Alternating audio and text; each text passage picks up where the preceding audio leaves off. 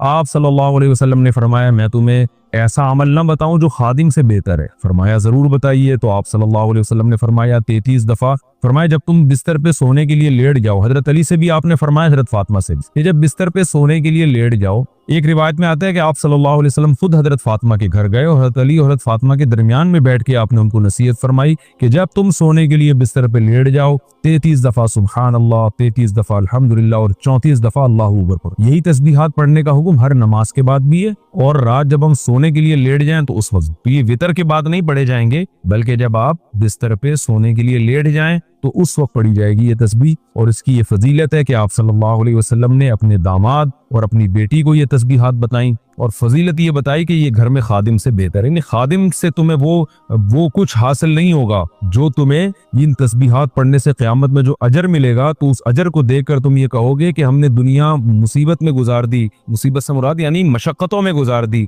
तो जो अजर हमें मिल रहा है ये उस खादिम से करोड़ा गुना ज्यादा है। उस खादिम से हमें जो सहूलत मिलती उससे इतना मजा नहीं आएगा जितना उस अजर को देख के। नबी सल्लल्लाहु अलैहि वसल्लम ने फरमाया, सहीह बुखारी की आखिरी हदीस, कलिमतानी खफीफतानी अलल लिसानी सकीलतानी फिल मीज़ानी हबीबतानी इलर रहमान सुब्हानल्लाहि व बिहम्दिही सुब्हानल्लाहिल अज़ीम। दो कलिमात जबान पे बहुत हल्के, तराजू में बहुत भारी और रहमान को बहुत महबूब। एक सुब्हान अल्लाही व बिहम्दी, दूसरा सुब्हान अल्लाहिल अज़ीम। ये आपने अगर जवानी में अपने आप को जिक्र का आदी बना दिया, बुढ़ापा बड़ा अच्छा गुजरे। हमारी मस्जिद में एक बुजुर्ग हैं, पाबंदी से तरावी पढ़ते हैं। आज फजर में पता चला कि रोजाना 20 पारे तिलावत का मामूल। मेरा ख्याल है 70 साल उम्र तो होगी, 70 साल में रोजाना कितने पारे पढ़ रहे हैं? 20। क्या ये आदत इन्होंने बुढ़ापे में डाली है? बुढ़ापे में इतनी हिम्मत नहीं होती। ये आदत कब से पड़ी हुई होती है? जवानी में रोज 20 नहीं पढ़ते होंगे, 2 पढ़ते होंगे, 3 पढ़ते होंगे, लेकिन जैसे जैसे उम्र बढ़ रही है वो तादाद कम होने के बजाय बोलो वो शौक बढ़ता चला जा रहा है। ऐन मुमकिन है कुछ दिनों के बाद या चंद सालों के बाद सेहत इजाजत न दे, ऐन मुमकिन है, लेकिन शौक तिलावत का कम होने के बजाय बढ़ेगा। और अल्लाह अजर किस पे लिखेगा? शौक पे। हदीस में आता है किसी का कोई मामूल था, सेहत खराब होने की वजह से मामूल छूट गया तो अल्लाह उसके अमाल में वो नेकी लिखते रहते हैं। जैसे किसी ने हमेशा रमजान में रोजे रखे और बुढ़ापा आ गया, शुगर बीमारियों की वजह से रोजा नहीं रख पा रहा, तो अब ये थोड़ी कि अल्लाह उसका अजर जाया करेंगे। अल्लाह कहेंगे तूने हमेशा रखे हैं, अब मजबूर है तो मैं तेरे अमाल में रोजे लिखता चला जाऊंगा।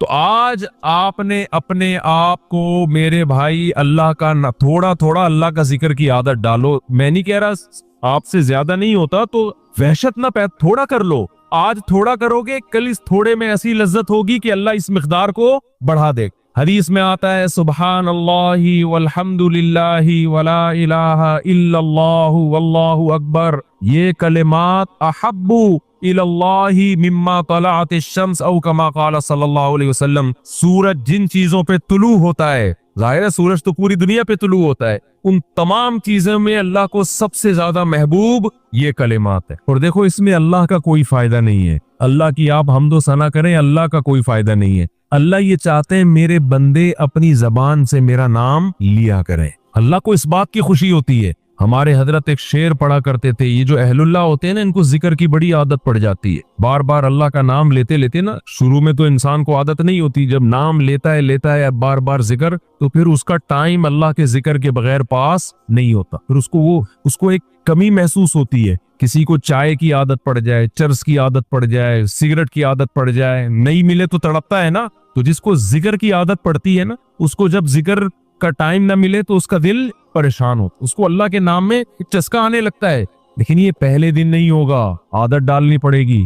तो रोज आना इसका मामूल बना ले, 100 दफा सुबह 100 दफा शाम तस्बीह का मामूल बना ले। इससे क्या होगा? अभी शायद दिल न लगे आपका, लेकिन जैसे जैसे उम्र बढ़ेगी अल्लाह के नाम का चस्का लगना शुरू हो, बुढ़ापा बहुत अच्छा गुजरेगा, अल्लाह को याद करके गुजरे। खोपड़ी शरीफ में बात आ रही है कि नहीं आई? और अगर हर वक्त दुनिया के तस्करे करते रहे ना, हर वक्त वीडियो गेम लेके बैठे हुए, पबजी खेल रहे हैं, सांप वाला अब तो सांप वाला खत्म हो गया, अब आ रहा है सांप वाला। नोकिया में आता था, सांप लंबा होता जा रहा है, उसको पता नहीं फजूल टाइम वेस्ट कर रहे हो। हम परेशान होते यार, हमारे पास कामों को निपटाने का टाइम नहीं मिलता। हम तो चाह रहे काश ये दिन 24 घंटे के बजाय 48 घंटे का हो जाए। और लोग क्या कर रहे हैं कि वो बाकायदा इरादा करके जाया कर रहे हैं टाइम। हमारे तो काम नहीं निमटते। जब हम रात को सोने के लिए लेटते हैं तो कहते हैं यार आज का दिन भी गुजर गया और काम वैसे के वैसे। और इधर बाकायदा इरादा करके जो है ना टाइम जाया किया जा रहा है कि चलो टाइम वेस्ट करते हैं। ऐसी चीज में टाइम गुजर जाए ना जो जहनी तफरीह का जरिया बने तो भी ठीक है। गपशप लगा लो दोस्तों के साथ बैठकर।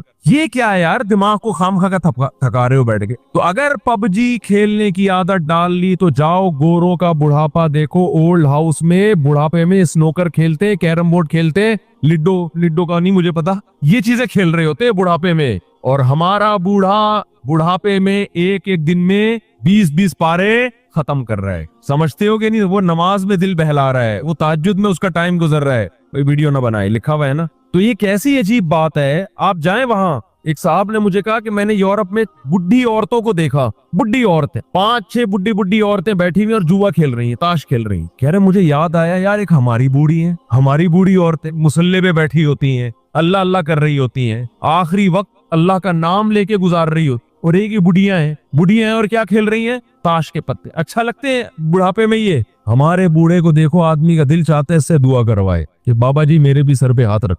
तो ताश खेल रही हो बैठ के, उस बुढ़ी से दिल चाहेगा?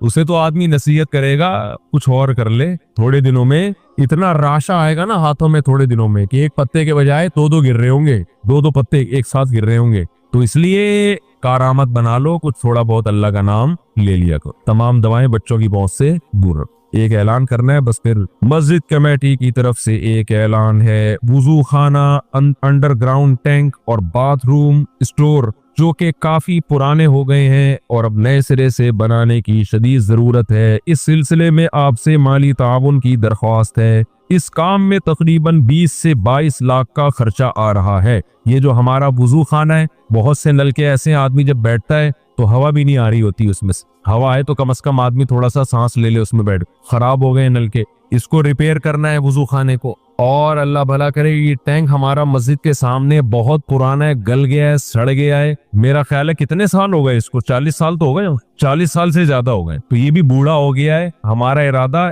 दूसरा टैंक बनाने का है मस्जिद में, समझ रहे हैं? यहाँ सहन में ना अच्छा सा साफ सुथरा सा दूसरा टैंक बनेगा तो सदक़े जारिया है। अपने लिए भी कर सकते हैं, अपने वालदैन, किसी के मरहूम वालदैन हो उनकी नीयत से भी कर सकते हैं। तीसरा जो हमारा ये बाथरूम है ना, ये वाला एतकाफ वालों के लिए बहुत छोटा है, उनको दूर जाना पड़ता है, उसकी सफाई का बड़े मसाइल हैं। तो ये बाथरूम को भी रिपेयर करना है। समझते हैं कि नहीं समझते? तो इसके लिए ये पैसों के बगैर असबाब की दुनिया में मुमकिन नहीं। समझते हो? गवर्नमेंट का कोई ऐसा इदारा नहीं है जो मस्जिदों में आके पूछता हो कि जी यहाँ क्या जरूरत है तो ये लीजिए। हुकूमत का ऐसा कोई प्रोग्राम नहीं है। तो ये पब्लिक ही करती है। तो पब्लिक का ही काम होता है। तो ये आप लोगों की मेरा ख्याल है जिम्मेदारी है। कर लेंगे तो सवाब मिलेगा, नहीं करेंगे तो आपकी मर्जी है। क्या ख्याल है? हम तो अपने घर से वुजू करके आ जाते हैं, हमें तो कोई जरूरत नहीं है। वो क्या था उनके, वो लुड्डन जाफरी याद आ रहे हैं। लुड्डन जाफरी जिंदा होते कितनी अब तक मजीद मीम्स बन चुकी होती। मर गए, यही स्टाइल था ना उनका। मर गए, क्या था वो भूल गया यार। जिंदा हो गए, बस वो भी पूरा निकल गया दिमाग से। बड़ा मजा आता था। अभी भी मैं सुनता हूँ बहुत सारे लोगों की तकरीरें, बड़ी लंबी लंबी इधर उधर की फेंक रहे होते हैं, थोड़ा एंटरटेन। पबजी से अच्छा है, पबजी खेलने से अच्छा है कि दिमाग फ्रेश करने के लिए ना फेसबुक पर 2-4 इस तरह के लोगों की तकरीरें सुन लिया करो। और ये लंबी लंबी फेंक रहे होते हैं तो उनके फेंकने के स्टाइल को देखकर ना आदमी थोड़ा सा फ्रेश हो जाता। पहले एक चैनल आया करता था, वो नाम नहीं मिलूंगा, फितना होगा। जब मैं थक जाता था वो चैनल देखा करता था। उसमें केले वेले, किबले के तरफ रुख, इस टाइप की चीजें उसमें दिखा रहे होते थे। बड़ा दिमाग फ्रेश हो जाया करता था। तो इस तरह की चीजें देख लिया करो। ये पबजी से बहरहाल बेहतर है। तो खैर मैं आपसे ये अर्ज कर रहा हूँ कि मस्जिद कमेटी की तरफ से गुजारिश है, रमजान में वैसे भी सदका करने का सवाब डबल हो जाता है। और ये तो सीधा सीधा सदका जारी है। टैंक बनेगा, नमाजी वुजू करेंगे, सवाब आपके खाते में। असल में ये चीजें हम दुनिया में देख नहीं रहे हैं ना। अल्लाह ने युमिनून बिल गैब, गैब के पर्दों में छुपा दी है सारी चीजें। तभी जिसका आखिरत पर ईमान होता है वो करता है, जिसका ईमान नहीं होता।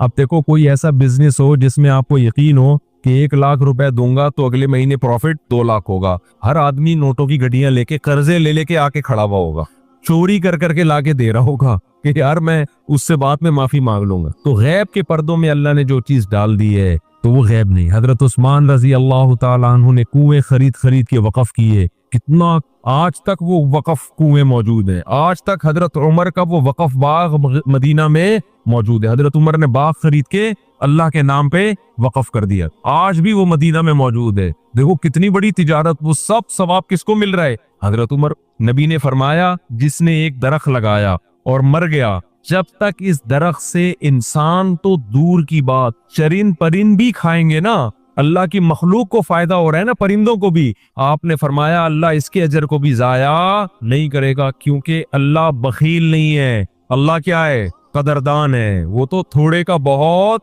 ज्यादा देता है, तो वो नोट कर रहा है सब चीजें, तो इसलिए इसमें बढ़ चढ़ कर हिस्सा लें। ये देने किसको है? पीछे बैठे हुए। मस्जिद की रसीद, मस्जिद अल फलाहिया लिखी होगी तो वो रसीद लाजमी लें। समझते? काफी हो गया। अच्छा भाई, ये पर्ची किसी ने भेजी है, वो हिंदू थे, इन्होंने इस्लाम कबूल किया है। कह रहे हैं आपके बयानात भी सुनता हूँ, मौलाना तारिक जमील साहब के बयान सुनकर उनसे मुतासिर होकर इस्लाम कबूल किया है। ये चूंकि बहुत सारे गैर मुस्लिमों का मसला है जो इन्होंने पूछा है कि अगर घर में कहते हैं मैं शो कर दूंगा तो बड़े मसाइल खड़े हो जाएंगे, घर वालों को बहुत तकलीफ होगी, खानदान में मसाइल हैं, तो मैं अपने इस्लाम को क्या छुपा सकता हूँ? देखें, इस खौफ से छुपाना कि घर वालों को पता चल गया तो उनको दर्द होगा, तकलीफ होगी, ये तो कोई शरई उज़र नहीं है। जब मैंने दूसरी शादी की थी मेरे सारे खानदान को बहुत तकलीफ हुई थी, सबको होती है। तो अब आप पहली शादी करें तो भी तकलीफ होती है आजकल। आप अगर पहली टाइम पे कर लेना तो सबको तकलीफ होती है। भी कोई उम्र थी तुम्हारी शादी करने की, लोग इस तरह बात कर रहे हो। तो अगर आपने इस्लाम कबूल किया है, आप बताएंगे तो घर वालों को तकलीफ होगी इससे, तो ये कोई शरई उज़र नहीं है। उनका तकलीफ होना गलत है भाई, क्यों हो रही है? लेकिन अगर आपको ये खतरा है कि उस तकलीफ की वजह से वो आपको टॉर्चर करेंगे, मारेंगे, कत्ल कर सकते हैं, या बहुत ज्यादा मारेंगे, पीटेंगे, बहुत ज्यादा आप पे जहनी दबाव आपको देंगे, तो फिर ऐसी सूरत में शरीयत ने इजाजत दी है कि आप अपना इस्लाम छुपा सकते हैं। इल्ला मन उकरिहा व क़ल्बुहु मुतमइन्नुम बिल ईमान, कुरान की आयत है कि जिसको जबरदस्ती मजबूर किया जाए कुफ्र पर, तो दिल में अगर वो ईमान ले आता है, ऐसी शदीद मजबूरी में जबान से वो अपने ईमान को छुपा सकता है। ये बहुत सारे गैर मुस्लिमों के साथ मसला है आजकल। मैंने बताया था कुछ दिन पहले भी कुछ हिंदू आए थे ना, हिंदू फैमिली आई थी मुसलमान, उनके साथ भी यही मसला। जो भी एक बच्चा मुसलमान, वो बच्चा तो नहीं, यानी 18, 20, 22 साल उसकी उम्र होगी, वो भी इसके साथ भी ये टेंशन, उसको मार रहे हैं, पीट रहे हैं घर वाले। तो हिंदुओं में ये शायद ज्यादा होता है, ईसाइयों में मेरा ख्याल है इतना नहीं होता। ईसाइयों में भी बहुत मुसलमान होते हैं, जो मेरे हाथ में कभी कोई मुसलमान हुआ है तो उनके घर की तरफ से कोई आमतौर पर कोई टेंशन नहीं होती, थोड़ा ब्रॉड माइंडेड होते हैं लगता है क्रिश्चियन लोग। तो अब मसला ये है कि ऐसी मजबूरी में आप अपना ईमान छुपा सकते हैं। रोजा रख लें, आप रोजे में कहीं सफर पे चले जाएं या कुछ ऐसा तदबीर इख्तियार कर लें। नमाज बहरहाल हर सूरत में पढ़नी पड़ेगी, छुप के पढ़ लें, जैसे तैसे बहुत सारे मौके इंसान को छुप के पढ़ने के मिलते हैं नमाज। तो इस तरह से कुछ कर लें गुजारा। दुआ करता हूँ अल्लाह आपको इस्तिकामत नसीब करे। और ये कहते हैं वो बड़े खुशकिस्मत लोग हैं जो मुस्लिम घराने में पैदा हुए हैं। वाकई वो बड़े खुशकिस्मत है। हमें चूंकि कदर नहीं है, हमारे यहाँ तो नेकी ना करना मुश्किल है, हमें तो अल्लाह ने नेकी पे मजबूर कर दिया है। तो जो रोजा खाएगा वो पिटेगा, सही है ना? रखना आसान है, खाना मुश्किल हो गया। तो ये अल्लाह की नेमत है कि हम जैसे नालायकों के लिए अल्लाह ने आसान कर दिया। कुर्बानी तो उन गैर मुस्लिमों की होती है जो कुर्बानी देकर आते हैं, पूरा खानदान बाइकआउट करता है और फिर भी वो अपने दीन और मजहब पे कायम रहते हैं। तो कदर करनी चाहिए। मुफ्ती साहब, हमने एक ही मैयत का जनाजा पढ़ा और दूसरे मकाम पर इसी मैयत का जनाजा हम खुद पढ़ा सकते हैं, यानी इमामत कर सकते हैं? तफसील से बताएं। एक शख्स एक ही मैयत का जनाजा कई दफा पढ़ सकता है? एक शख्स एक मैयत का जनाजा भी एक दफा पढ़ेगा और मैयत का जनाजा भी एक ही दफा होगा, 2 दफा जायज नहीं है। जनाजा इबादत है, इबादतें तौकीफी होती हैं। तौकीफी का मतलब जैसे नबी से मनकूल है ऐसे ही करना पड़ेगा। हमारे नबी से कभी किसी के 2 दफा जनाजा मनकूल नहीं है, समझते हैं? तो इसलिए ये जो आजकल मैयतों के डबल जनाजे हो रहे हैं, एक शहर में और एक अपने गांव में, ये गलत तरीका है, नाजायज है, इसको छोड़ देना चाहिए। एक सूरत में 2 दफा जनाजे की इजाजत है कि मैयत का जो वाली वारिस था उसकी परमिशन के बगैर किसी ने पढ़ा दिया। जैसे मैयत का बेटा है, वो कह रहा है ठहरो मैं आ रहा हूं, और आपने पढ़ा दिया, फिर उसको ये राइट है कि वो जनाजा रिपीट करवा सकता है। लेकिन अगर उसने परमिशन दे दी है, उसको पता है कि शहर में जनाजा हो रहा है, अब वो भी दोबारा नहीं पढ़ा सकता, तो इस रस्म को खत्म करना चाहिए, ये ठीक नहीं है। मुफ्ती साहब, क्या हम किसी शख्स को हज्जाम की दुकान बनवा कर ठेके पर दे सकते हैं? क्या इसकी कमाई हलाल होगी हराम होगी? आपके लिए हलाल है, आपने तो बाल काटने के लिए दी है। अब वो अगर दाढ़ी भी काट रहा है और गैर शरई बाल बना रहा है तो ये उसका हेडेक है। आपके लिए दुकान किराए पे देना जायज है। मुफ्ती साहब, मेरे एक दोस्त ने आपका बयान सुनकर अपनी चाचा की बेटी से छुप कर निकाह कर लिया। मैंने बयान में कभी भी छुप के निकाह करने की तरगीब नहीं दी है। चाचा की बेटी से निकाह कर लिया, मेरा बयान सुन के बहुत अच्छी बात है। छुपके का लफ्ज में मैंने नहीं कभी भी कहा, ये अपनी तरफ से जिसने भी किया खुद किया। अच्छा मेरे भाई, जबकि उनका रिश्ता भी आपस में, ये तो रोमन उसमें लिखते हैं ना, उर्दू को तो उर्दू स्टाइल में लिखा करो यार, उर्दू रस्मुल खत का बेड़ा गर्क हो जाएगा। जबकि उनका रिश्ता भी आपस में हुआ हुआ है। इस निकाह के बाद अब वो मिलते भी हैं। पूछना ये था कि निकाह जायज है, और अगर लड़का फौत हो जाए तो क्या हुक्म है? लड़की पर इद्दत लाजिम होगी, यही हुक्म है। अगर लड़का फौत हो जाता है तो 4 महीने 10 दिन औरत इद्दत पूरी करेगी। ये छुपन छुपाई में यही मसाइल खड़े होते हैं।